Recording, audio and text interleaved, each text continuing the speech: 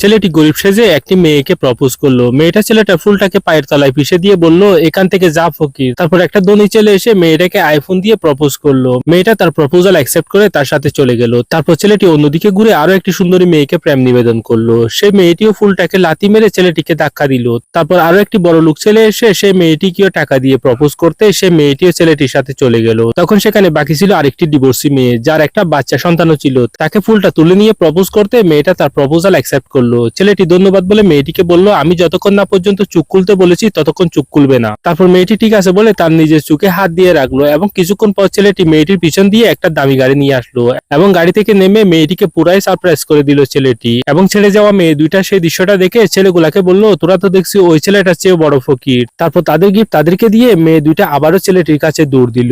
ছেলে দুইটা বলল, মেয়েগুলা তো দেখছি অনেক লুবি। তারপর ছেলেটি ডিভোর্সি মেয়েটিকে গাড়িতে তোলার পর ছেড়ে যাওয়া সেই মেয়ে দুইটা এসে ছেলেটিকে জাপটে ধরলো। জাপটে ধরে বলল, আমরা বুঝতে পারিনি তুমি এতটা ধনী, আমাদেরকে তোমার সাথে নাও। তারপর ছেলেটি তার পকেট থেকে ভিখারিকে সাহায্য করার মতো করে কিছু টাকা ছুড়ে মারলো মেয়েগুলার দিকে। একদম উচিত কাজ করেছে। এই মেয়েগুলা হচ্ছে অতিরিক্ত লুবি, এদের এরকম অপমানই প্রাপ্য।